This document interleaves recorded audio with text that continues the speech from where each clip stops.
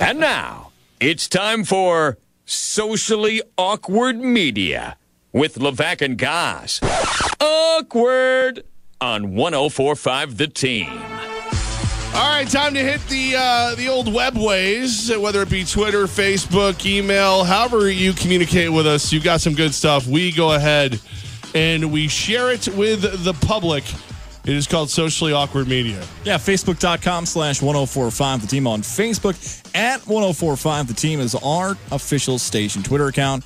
At the Jeff Levack, Levack, at the Jeff Levack. Spell his out at Tom Goz, TOMGOZZ. And our producer, who joins us for this first part of it, is at I am Matt Woods. I am Matt Woods. Woods, the feuds continue as the Twitter terrier is attacking somebody. Why do you and Harold Moore continue to have a beef on Facebook? December 20th, 2017. Harold Moore. It was an overcast afternoon. He on Facebook says, "Ha, Woods," talking about the Giants interviewing Louis Riddick. See, he said that Louis Riddick was going to be the GM of the Giants. Well, in return, I would like to say, "Ha, Harold." Drop the mic. Finally, and he's leaving the studio. Finally, the beef has ended between Woods and Harold and all the Giants. Called it on November 9th. Well, you've been battling with Carl Banks, who used to play for the Giants. Told and others. him too. Okay. Did you reach out to him and let him know? I'm gonna let it. I'm gonna let it simmer for a little bit. Wait, I think he's expecting my return. Dude. So I'll just let him. You realize that all you're doing is making sure that the next time you're wrong, which will probably be in about 3 minutes, they're going to come after you. What do you think? What do you think about Bill Belichick being the head coach of the Giants? I have not said anything on that yet, although Jeff Levack has.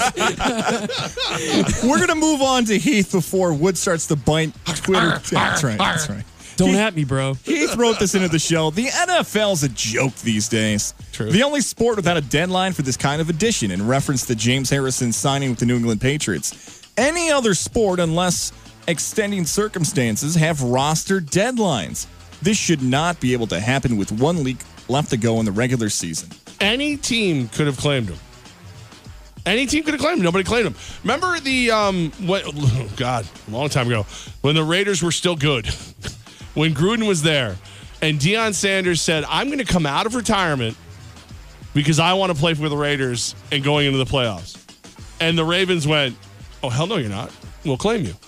And he couldn't go there, and he ended up playing for the Ravens. He wore like 37, right, for how old he was and stuff like that? Yeah. I mean, there's a way to stop it. Nobody stopped it. Nobody thought about... I mean, then again, how excited are you about a 39-year-old linebacker? And I'm not positive about other sports having these deadlines. Like baseball has the September call-ups, but a lot of the minor leaguers can still move back and forth, but you have to set your roster. You get through waivers and stuff. There's different ways to do it. Basketball has the G League, so again, playoff roster. So it's not really the playoffs yet. It is the end of the season. Trade deadlines, obviously.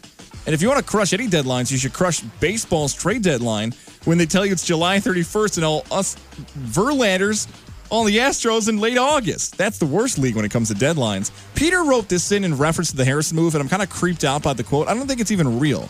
The quote was this: "Do I not destroy my enemies when I make them my friends?" Abraham Lincoln. I feel like that's not Abraham Lincoln. I feel like that's like Liam Neeson or like any villain or like, No, that sounds like a Lincoln-esque you think thing. So? Yeah. Do I not destroy my enemies when I can make them my friends? Right, well, because you've destroyed your enemy by turning him into your friend. He's no longer your enemy. Your enemy no longer exists. Now you have a new friend. That's really deep, man. Yeah. I'll agree because I'm still kind of confused by it, but okay. The great unifier there. That's what that is. I mean, I know that's not exactly, somebody else had that nickname, but Ryan wrote this why should facts get in the way? Right. Ryan wrote in, if Jim Schwartz has matured, the New York Giants should sign him as their head coach and hope he brings in Philly's quarterback coach, John DeFilippo, as his OC to develop whatever quarterback they draft. That's interesting. It's not a bad theory. There's a lot of good ideas out there. I still think it's going to be Belichick. John DeFilippo is the guy who's getting credit for Carson Wentz's overall turnaround. And Jim Schwartz, I think the reference to maturing is the handshake he had with Harbaugh so many years ago. No, all around he was known as kind of a jerk. You know what I mean? Like he wasn't. It's not like he was like this grown up stand up kind of guy, man. He was He was just as bad as like Rex Ryan, but because you're in Detroit, it wasn't as bad. I want to get back to that Bill Belichick comment you had there, too, about his future possibly in New York. We got Field Yates coming up in 10 minutes. I want to make sure you ask Field Yates that same question about Belichick maybe going to the Giants. Nick wrote this in. Nick wrote in, my New York Jets wish list for 2018. I want Kirk Cousins, I want Jarvis Landry, and I want the draft best prospect who's a pass rusher or an offensive lineman. Man. Honestly, I think Nick can get more. I know that's a small Christmas wish list for 2018, but I think you might be able to add more than just Jarvis Landry and Kirk Cousins. Landry out. If you're in Miami in the division, yeah, it's tough. I mean, you'd love to have him. Can you imagine, like, just money? Let's just by Madden rules. Cousins, Landry, Le'Veon Bell, and more. You still have money. You've got to spend so much money. By Madden rules, that's a good tweet. I like it. Mike James, our own Mike James, wrote into the show. He wrote, #believe in Baker. He's a Jets fan. He's believing the hype of Baker Mayfield. I thought he was... really? I thought it was Ron Baker. I thought he was someone off the bench for the Knicks. No. He's somehow an Oklahoma Sooner fan, by the way, here in Albany, New York. Nothing about that gentleman makes sense. Let's just be honest. He sent me a picture, by the way. I forgot to tell you guys this. After Oklahoma lost in double overtime to Georgia, he just sent me a picture of his wall at his house where he'd punched a hole in his wall. Dang, his mom's going to kill him. I know he's sorry. Hopefully he didn't blame it on like a sibling or something right now. Monty wrote this into the show. Monty wrote Rod Marinelli may have helped your Buccaneers win a Super Bowl, guys. But that name is a 4-letter word in Detroit. #OnePride. Marinelli was one of the two coaches now along with Hugh Jackson, who's led a team to an 0-16 record. I don't know if led's the right word to describe the verb there. Moved, kept them in place. Marinelli got fired immediately. Hugh Jackson goes 0-16, 1-31. He has not been canned yet by Cleveland. Because there's other fish to fry. There's bigger targets in Cleveland. And Sashi Brown being gone, now you let what's his face, the new GM, I can't think of his name off the top of my head. Dorsey. John Dorsey, thank you. Sorry for that, couldn't remember that. You let him decide. Does he want to work with him? Because Hugh Jackson will not be unemployed long. He will either be an offensive coordinator somewhere or he'll get a sniff as a head coach somewhere. Dan tweeted this and he wrote, 2 years in a row, guys. I think the Rose Bowl was the most entertaining game of the bowl season. Penn State versus Washington was good too. Another bowl game last year, Penn State USC. UCF versus Auburn was great, but the Rose Bowl, man, that was incredible. We know the Rose Bowl was great, but he brought up UCF in a little bit of passing there. You're fine with all the UCF love day after day, the national championship. Nothing's changed your mind from earlier in the week that the Central Florida Golden Knights are claiming a national championship. If you called them playing on New Year's Day, then you can say whatever you want. But otherwise, that's such a shocking outcome, such a weird and great story.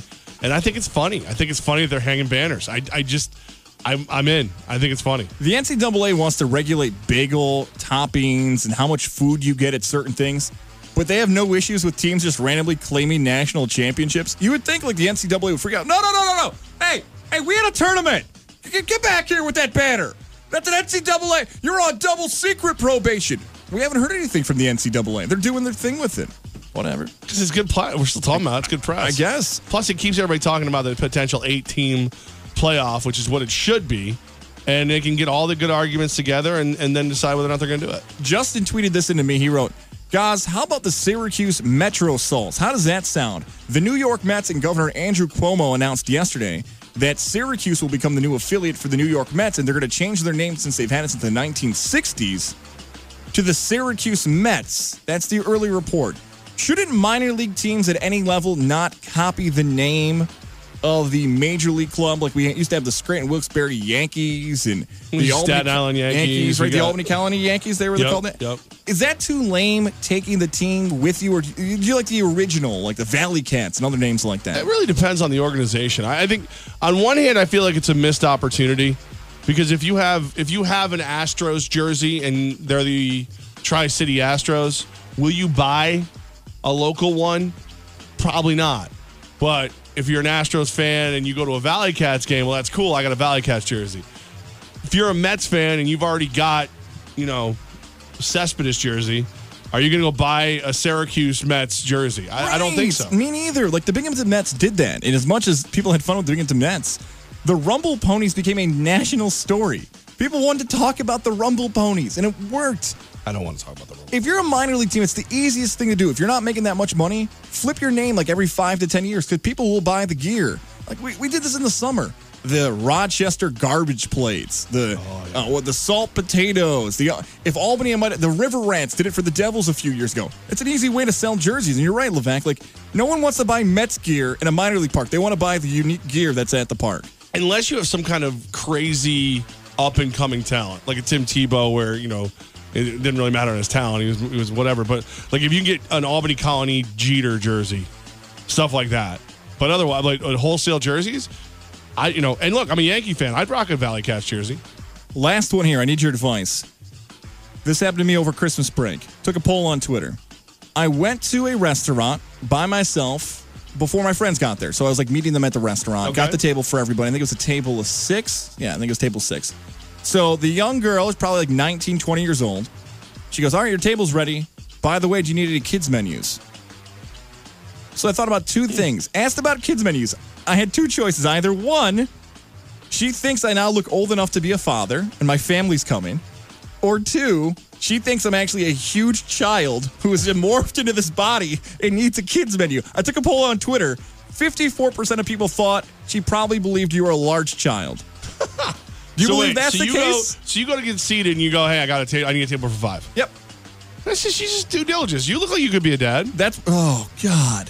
Chuck wrote to me, waitress, before I sat down and asked, maybe that's what you needed. Like, maybe you are asked by your bosses to ask if they need kids' menu. Like, that's told by your bosses. I don't want to look like a dad, man. Again? I'm 28. I was dad at 26. I'm not ready for that, man. I don't want to see, like younger people telling me I look like a dad. That's the first time in my life that's ever happened. If you've ever seen yourself in an airport, that's completely different. You look like a dorky dad. That one's different, man. Walking around with a flat billed ball cap. Hey, everybody, how you doing, kids? I'm having restaurant dinners. Got my reading glasses on. Find those. I lost my glasses. We'll give you some dad jokes. When you get called a dad for the first time, man, or a big child, I want the big child as a compliment. Hey. Looking like a dad's tough, man. Hey, everybody. Just flew in from Minnesota, and boy, are my arms tired. I'm Tom Goss. How you doing? I'm going to find my glasses just for you to wear them on the flight. That sounds fantastic. We're barely traveling together. I know. That's true.